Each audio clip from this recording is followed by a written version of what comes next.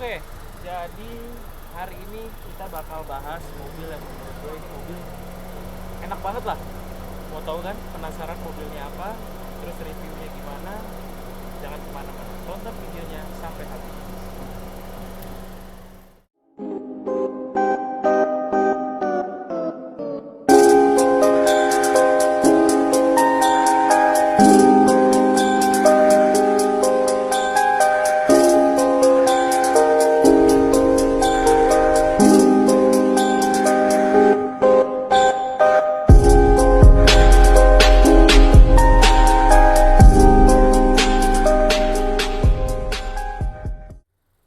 Oke, halo semua, balik lagi sama gua Lando Setio Prayoga di channelnya Kejora Bintang Motor. Hari ini bakal bahas mobil yang spesial. Ini adalah Honda CR-V Turbo tahun 2018. Lihat deh, desainnya yang lumayan keren. Oke, sekarang kita bahas Honda CR-V ini. Mobil Honda CR-V ini adalah SUV. Dia SUV yang nomor 3 dibanding SUV-SUV lain. Maksudnya nomor 3 itu adalah target penjualannya itu sekarang dia ada di nomor 3 itu pada bulan Februari tahun 2022 menurut IDN Times. Yang nomor 1 itu pasti adalah Pajero Dakar. Yang nomor 2 itu adalah Toyota Fortuner. Kenapa sih dia nomor 3? Nah, ini bakal gue bahas nih. Ini menarik nih. Dia nomor 3 karena kebanyakan orang itu banyak yang nyari mobil-mobil tinggi. Tapi menurut gua, kalau mobil tinggi itu untuk daerah perkotaan sih nggak begitu penting ya. Karena apa sih yang mau dicari dari mobil-mobil tinggi itu? Itu paling yang kita cari di mobil-mobil tinggi ya paling untuk daerah-daerah di pedesaan, atau kita mau jalan-jalan ke daerah pegunungan itu baru nyari yang mobil-mobil tinggi. Tapi kalau untuk hanya perkotaan atau pegunungan kayak Puncak, Bandung, ataupun ke mana juga pakai CR-V ini juga udah bisa, udah cukup gitu loh. Karena ground clearance dia itu 201 mm. Sedangkan si Pajero Dakar itu ground clearance-nya itu 240 mm-an. Oke, sekarang kita bahas. Kenapa sih mobil ini menarik? Karena mobil ini menggunakan sasis monokok. Kelebihan dari sasis monokok adalah mobil ini nggak limbung sama sekali. Waktu di tikungan, waktu dibawa ngebut juga, mobil ini enak dan stabil. Jauh dibanding dengan mobil-mobil SUV lain yang memakai leather frame. Kalau leather frame itu jauh lebih limbung daripada si monokok ini. Makanya kenapa mobil ini tuh sebenarnya SUV dalam kota. Karena handlingnya bagus, nggak limbung sama sekali, dan nyaman. Nah, di Honda CR-V ini dia lebih mengedepankan itu kenyamanan dan keamanan. Itu senjata dia untuk melawan SUV-SUV lain yang berkuasa di Indonesia. Yaitu nih teman-teman. Sekarang kita bahas dari bagian lampu. Nah, ini tuh varian tipe Prestige Turbocharger. Oke. Perbedaannya dari CR-V Prestige Turbocharger sama CR-V 2.0 itu yang paling mencolok tuh di bagian lampu. Nah, di bagian lampunya ini dia udah memakai lampu DRL. Lampu LED maksud saya. Dan di bagian fog lampnya juga sudah menggunakan LED. Gitu. Nah, kalau untuk si velgnya, dia itu menggunakan velg ring 18. Udah cocok, udah cukup garang untuk seekor SUV. Kita bahas dari belakangnya nih. Kalau di belakangnya ini dia udah menggunakan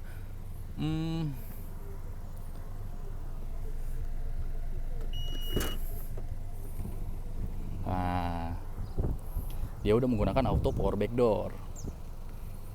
Lebih memudahkan kita bukan? Gak perlu kita pakai otot-otot lagi buat ngangkat si backdoornya. Oke, sekarang kita bahas bagian bagasinya. Ini tuh mobil dengan 7 seater ya, nggak kayak generasi CR-V yang sebelum ini tuh cuma 5 seater. Tuh, walaupun kursi belakangnya mungil, cuma masih bisa dibuat 7 seater. Ini cara nutupnya tuh, nih tinggal ditarik. Cara bukanya Ini tinggal kita tarik. Nah, yang menarik di Honda CR-V ini adalah ini. Ini tuh buat apa sebenarnya? Kalau buat gantungan nggak mungkin, karena ini ringkih. Ini tuh sebenarnya untuk cup holder ya, cuma bentuknya lucu sekali. Sekarang kita lihat di bagian kiri juga ada untuk cup holder yang bentukannya lucu. Kalau misalnya pengen tutup juga, kita tinggal pencet ini. Oke.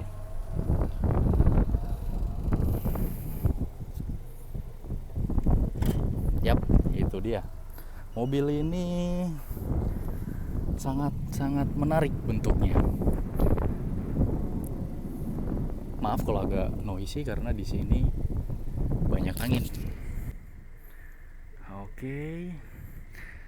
Sekarang kita bakal bahas bagian dalam, dan bahas bagian dalam itu bakalan dilanjutin sama partner gue. Oke, gue lupa. Sebelum kita masuk ke bagian dalam, mendingan kita bahas soal kapasitas mesin ya. Oke, Honda CR-V ini menggunakan mesin 1500 cc turbocharged. Nah, dari mesin 4 silinder turbocharged ini, dia menghasilkan 190 PS dan 240 Nm torsi gitu. Ini udah cukup bertenaga bukan untuk mobil-mobil SUV dalam kota. Ditambah lagi dia menggunakan sasis yang monokok seperti yang tadi gue bilang. Ini mobil udah cocok banget untuk mobil keluarga ataupun mobil-mobil untuk keseharian, cukup. Bensinnya juga tidak begitu boros karena dia menggunakan mesin 1500 cc. Sekarang gue mau bahas ini nih, posisi mengemudinya nih. Menurut gue ya posisi mengemudi Honda CR-V ini lumayan enak ya. Maksudnya ya sama lah ciri khas Honda yang mobilnya itu nyaman banget buat dikendarain sendiri. Kalau untuk bantingannya ya aku merasa kalau ini tuh dibilang lembut ya lembut, dibilang keras ya kerasnya sih nggak terlalu. Jadi kayak dia tuh apa ya, istilahnya itu stiff lah gitu. Jadi nggak, kalau misalkan apa namanya, kecepatan tinggi gitu kan, dia itu kalau kita buat banting kanan banting kiri itu body rollnya nggak terlalu berasa sih. Nah, terus kalau untuk tarikannya sendiri ya ini udah pasti turbo, pasti torsinya itu jauh lebih ngisi. Cuma ini kalau buat tarikan atasnya ini ngisi banget sih. 1500 turbo menurut gua kalau untuk dalam kota, luar kota itu udah cukup banget. So far ini mobil tuh enak lah. Dari posisi mengemudi gue yang seperti ini tuh jangkauan keluarnya itu, jangkauan depan itu masih bisa kejangkau. Terus pilarnya juga nggak terlalu besar, jadi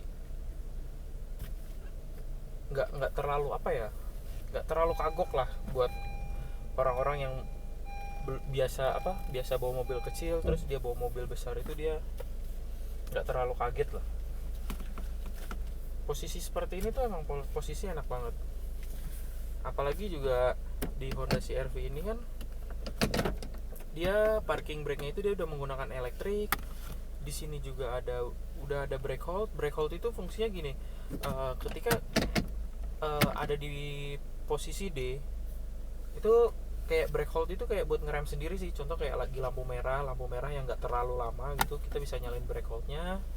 Di sini dia bakal nyala brake hold. Nah, lambang A yang ini, nah itu menandakan tuh kalau brake hold-nya itu lagi aktif. Nah, jadi kalau misalkan kita lepas rem ya dalam keadaan transmisi D, dia nggak akan jalan. Nah, cuma gimana nih cara matiin brake hold-nya? Kita tinggal sentuh gasnya sedikit, dia akan jalan. Kalau kita rem lagi,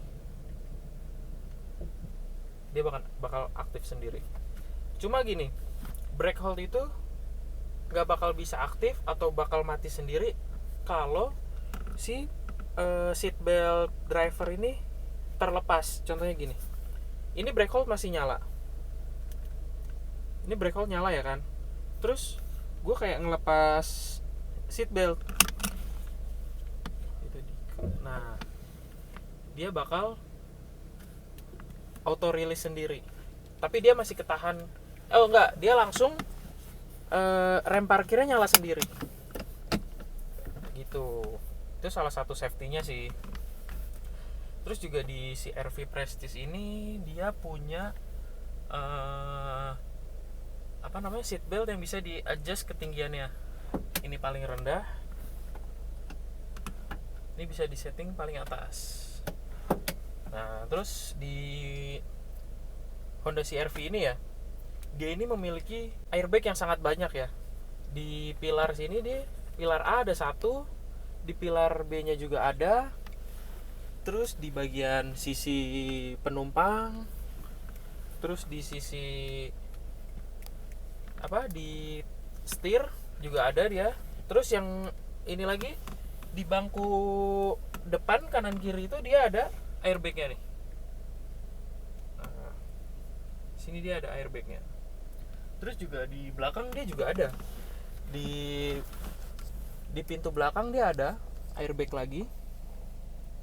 Ada airbag lagi tuh kanan kiri. Nah, karena mobil ini 7 seater, jadi airbagnya itu dia sampai belakang. Tuh. Jadi kalau di total airbagnya itu di sini ada 4, 6, 8, 10. Jadi di Honda CR-V ini tipe Prestige ya khususnya, dia memiliki 10 airbag. Nah, menurut gue tuh kalau untuk mobil sekelas SUV, airbag ada 10 itu safety-nya itu udah gue akuin deh, top banget.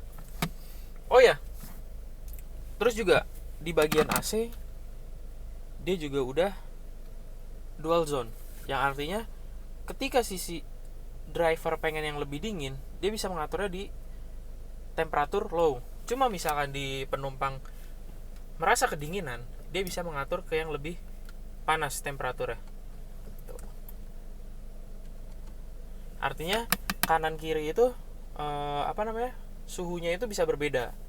Yang sini dingin, yang sini tidak terlalu dingin. Nah, ke bawahnya lagi dia di sini juga udah ada mode eco. Langsung naik lagi ke atas, di sini kita bahas head unitnya. Di sini head unitnya itu dia bisa Bluetooth, HDMI, navigasi. Nah, di sini Nano E itu fungsinya itu untuk ini memfilter udara AC supaya udara di dalam mobil ini tuh selalu selalu bersih gitu loh. Jadi lebih sehat aja. Nah, ini Nano E ini bisa dinyalain atau diaktifin. Nah, kalau ini posisinya lagi nyala. Nah, dia kalau lagi nyala itu di sini pasti ada indikatornya nyala warna biru. Nah, kalau dimatiin dia bakal mati di sini. Nah, di sini ada radio, USB, Bluetooth, AUX, dan ini juga bisa iPod. Oke, kita bahas. Oh ya, hampir ketinggalan. Kalau di CR-V Prestige ini, dia itu udah dilengkapi sunroof juga, sun panoramiknya. Kita buka dulu ini.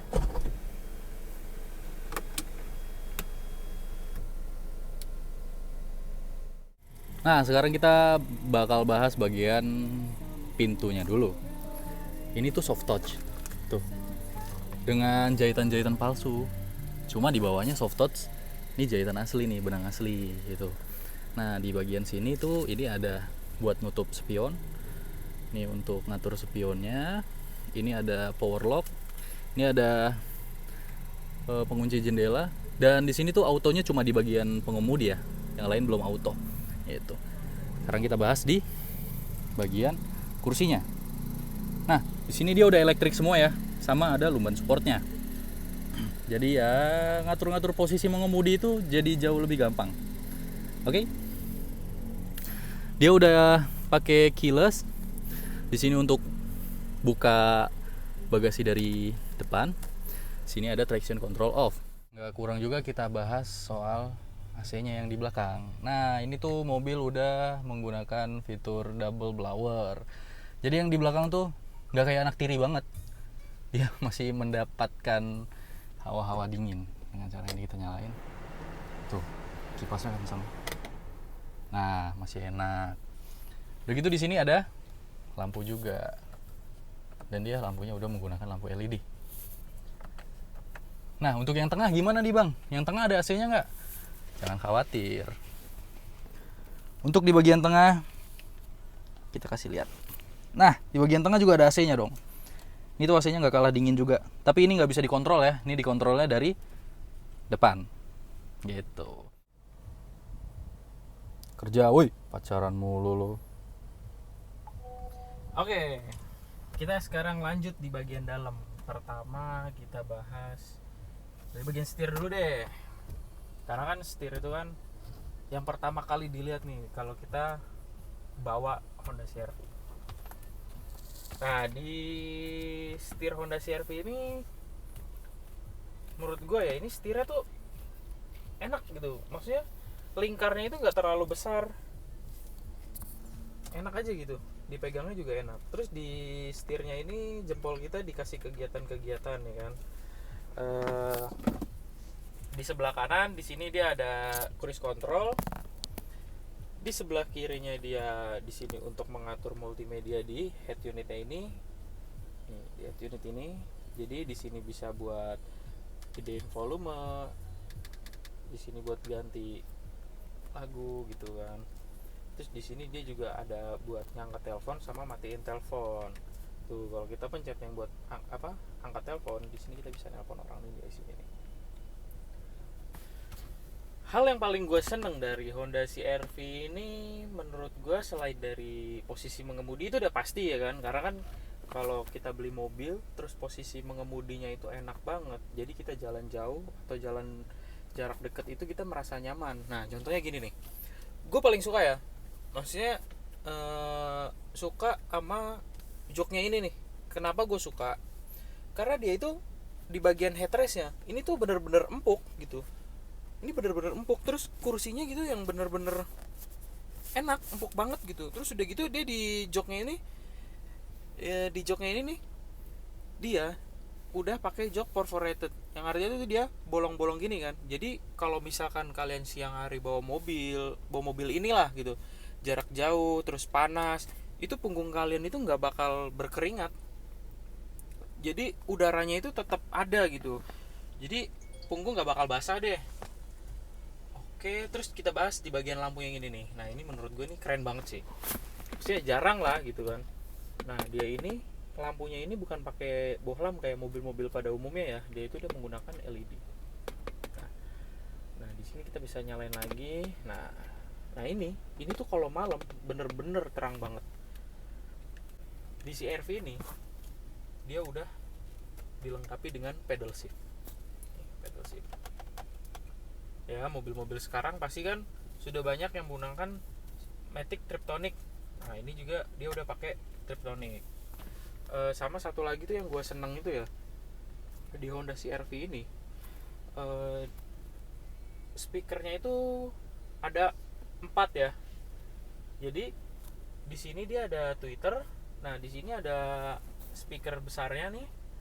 Nah di belakang juga seperti itu. Jadi Honda itu menciptakan mobil itu pas lagi di jalan kita ngedengerin musik, sensasi ngedengerin di depan sama di belakangnya itu sama, karena di belakang itu dia juga udah dilengkapi dengan tweeter dan juga speaker. Jadi kualitasnya depan belakang itu sama. Dan untuk kualitas speakernya sendiri untuk mobil di kelas CR-V ini paling enak sih, suaranya paling jernih. Oke, mungkin cukup sekian video dari Kejora Bintang Motor. Kalau ada yang berminat sama mobil ini, bisa langsung menghubungi di nomor yang nanti bakal gue tulis di deskripsi, atau bisa langsung datang ke Direct Auto Center. Nanti alamatnya juga gue tulis, showroom Kejora Bintang Motor. Pokoknya jangan lupa like, komen, dan subscribe, dan tunggu video dari Kejora Bintang Motor selanjutnya. Bye.